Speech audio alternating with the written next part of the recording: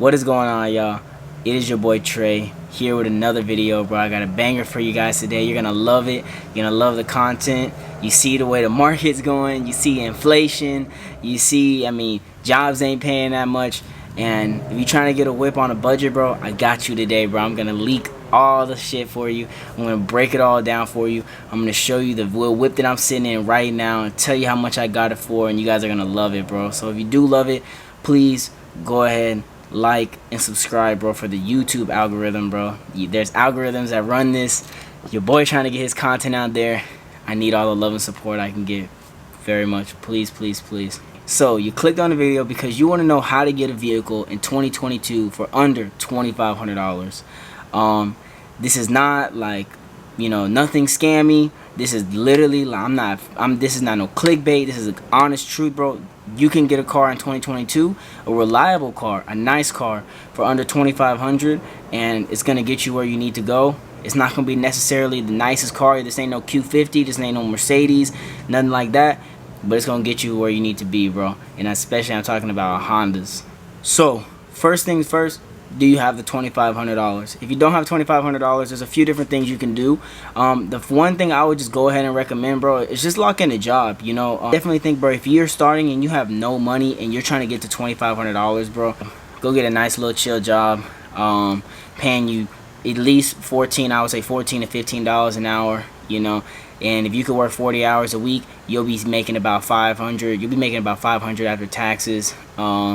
And you can get to $2,500 very quickly. I'm assuming if you're trying to buy a $2,500 car, then like maybe you're around my age, you live with your parents, maybe your expenses are a little less, whatever that looks like for you.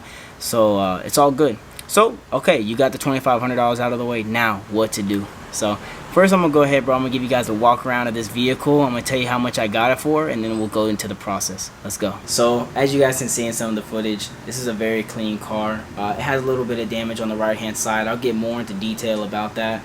But this is a 2008 5-speed manual transmission Honda Civic. This has 160,000 miles. Everything works as it should. It's a very solid vehicle.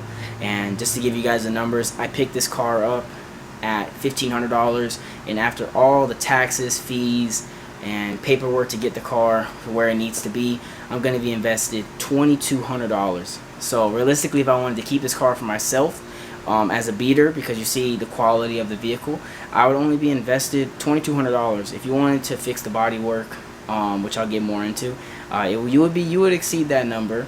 But hey, you're not here because you're looking for something perfect. You're here because you're looking for something reliable. So let's get back into the car, bro, and I'll go over some more details and the true process behind this car. Alright, y'all, so we're back in the car. It's super hot outside. I'm here to tell you everything step by step, what you need to do to get the car and to make this happen, bro. Like I said, get a car for less than $2,500. So let's go. First thing I want to start off by saying is that this car, like I said earlier, this car is a salvage title vehicle. It was in a wreck and I bought it through an auction. So I'm going to go through these steps. I'm going to show that process. If that's something that you're not comfortable with, trust me, I'm going to go through this and it's really not that bad. And if you're really trying to get like the most out of your money, doing something like this it is most definitely the best way that you can get a nice reliable car for a good price. So let's get into it, bro. So first thing you need to do is find an auction site that you want to go to. So I would recommend downloading the app Copart, or you can use this website called IAA. So both platforms are good. I tend to always go to Copart for some reason. IAA is actually a really good website. You can listen to they give you videos of the cars actually running if they do, and you'll be very surprised to see how some of these cars sound. So second thing you need to do is find a car. So once you log into the Copart app, I'll put some footage of me kind of scrolling through the platform. Make an account. You literally just hit the search button and you can search any car you want, bro. Hondas, Infinitis, BMWs, Mercedes, Jeep, Dodge, whatever the heck you want, you can find it on there. In this clip, I'll just look up a Honda and I'll show you guys the filters. Like I said, for this car, bro, I wanted a manual Honda, and I just wanted a decent mileage. This car is 160,000 miles. It's not bad for a Honda.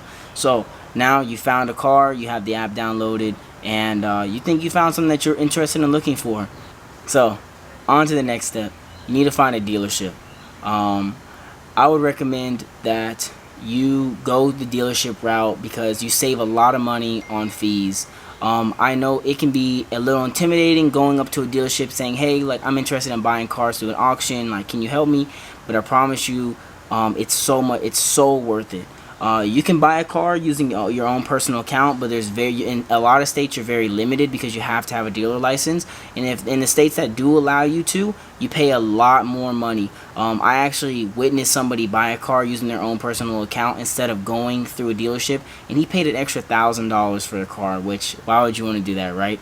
So I would recommend you find a dealer. Definitely, obviously, you're not gonna go to a large dealership like Ford or the Dodge dealership. Hey, I want to buy a red car. No, bro. You're gonna find those like mom and pop local dealerships that's owned by regular people like you and me. And hey, do you guys buy cars through auction sites? I'm interested in it. I'm not gonna drop the dealership that I partner with because I don't have their permission to do that. But the dealership that I go through, I pay $200 for them to bid on the car, and they charge me $30 to lock in the shipping. I still have to pay my own shipping costs, but they lock it in. They give me a really good rate, and they make it very seamless, very peaceful for me, so I can sleep at night. So I go through them. Shout out to them guys if they ever see this video. So like I said, find a dealership. Next step is set a budget. So if you know your budget is $2,500, what I would always recommend is before the car that you want to buy comes up, kind of judge the market. Look at how people are bidding on these cars. Watch the auctions. You have to make an account so you can watch the auctions, but watch the auctions. See how much these cars are selling for. See if the money that you have to work with is in line with how much the cars are selling for.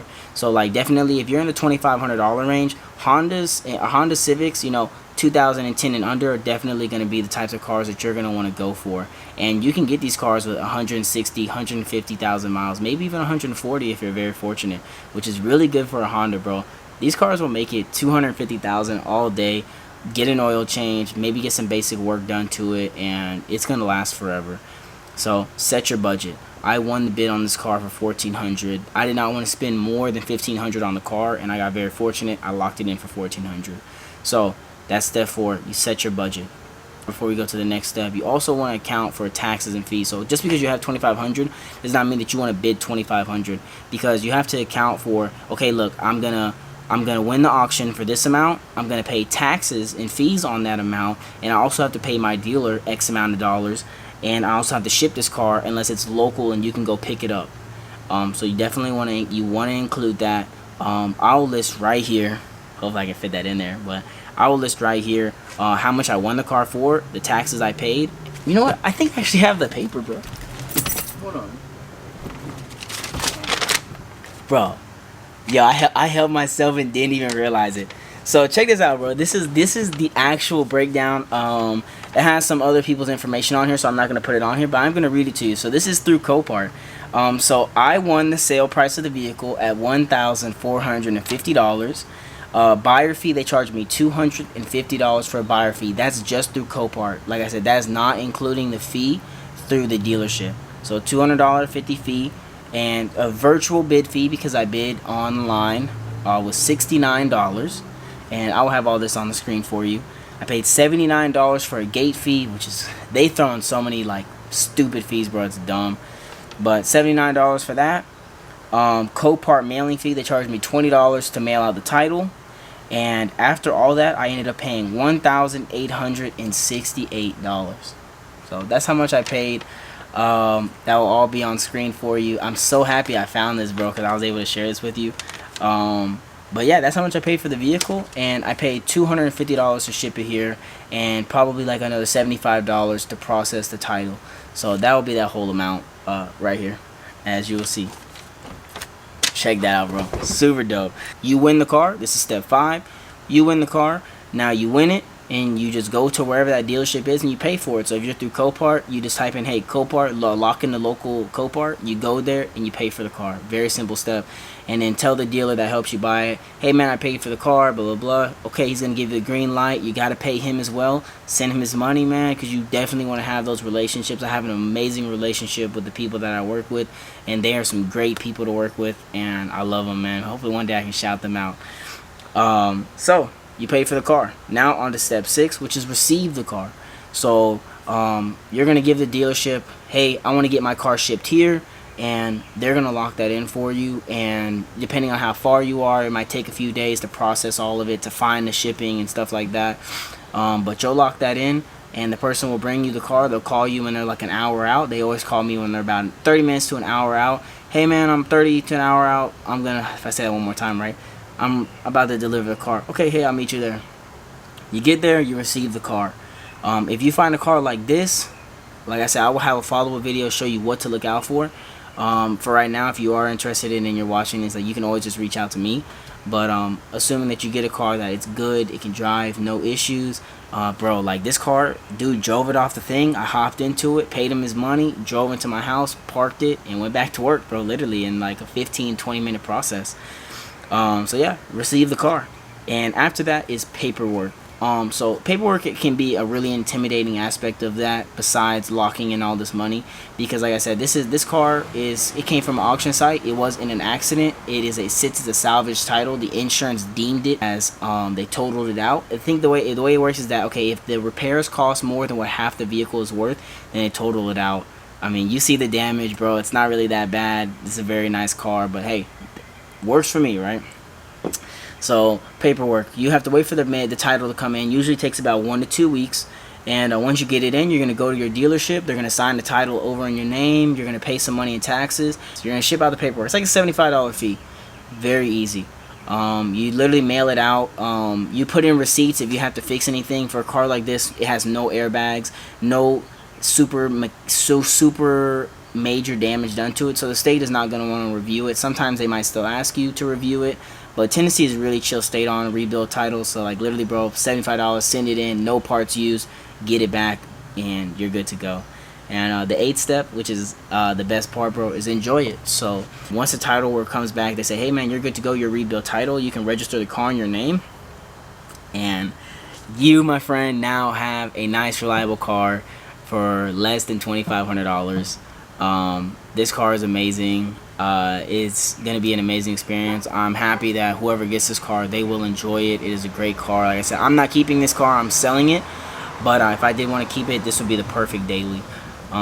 So yeah, bro, that's it, bro. If you guys have any questions, comments, whatever, bro, reach out to me. You can DM me, you can leave a comment, whatever that looks like. Like I said, please like, subscribe, comment. It's so appreciated. I really do appreciate all the love and support that I've been getting. I love you guys. I'll see you guys in the next one. Peace.